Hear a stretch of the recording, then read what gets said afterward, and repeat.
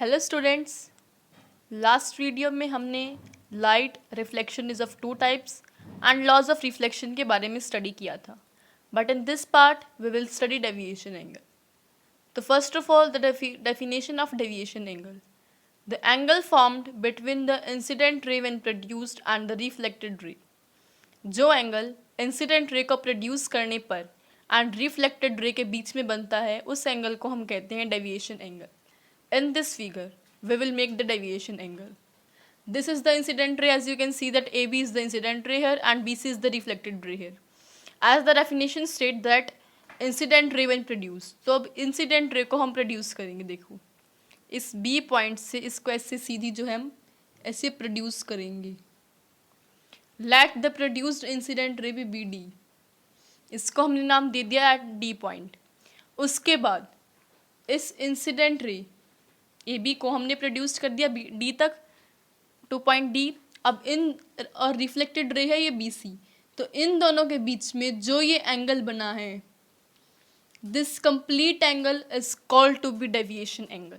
देखो ये जिसको मैं इसे डार्क कर रही हूँ, this angle is the deviation angle. इस एंगल को हम बोलेंगे डेविएशन एंगल.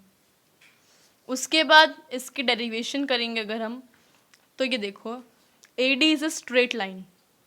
हमें दिख रही है कि AD एक स्ट्रेट लाइन है. That means angle I, angle R and angle D का जो सम होगा वो 180 होगा because of linear angles.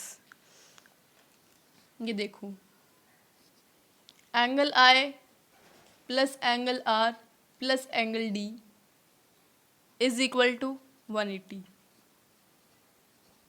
Linear pair की वजह से ये सब है, तो यहाँ पे लिखेंगे हम लीनियर पेयर. स्ट्रेट लाइन है तो आपको पता होगा कि स्ट्रेट लाइन के जो डी लेटर में जो एंगल्स फॉर्म होते हैं वो लीनियर पेयर में एंगल्स होती हैं. Angle I is equal to angle R. Law of reflection की वजह से जो एंगल I है वो एंगल R के इक्वल है, तो हम इस R को एंगल I के इक्वल लिखेंगे.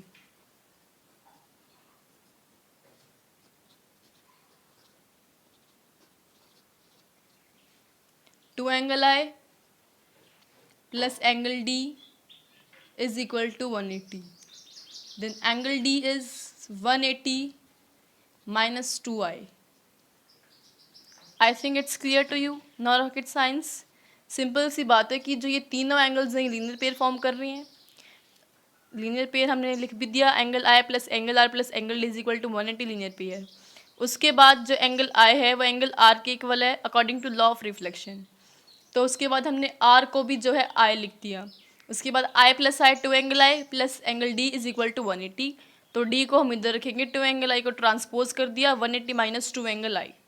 This is the derivation of angle of deviation. I hope it's clear to you. बिल्कुल आसान से डेरिवेशन एंड डेफिनेशन दोनों ही बहुत आसान है.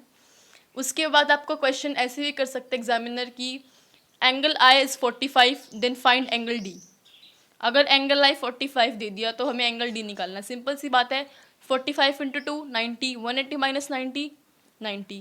तो इस टाइप से एंगल ऑफ डेविएशन निकालना भी आ सकता है एंड ऐसे भी आ सकता है that show the angle of deviation by making in the diagram. तो इस टाइप से डायग्राम भी बन सकता है.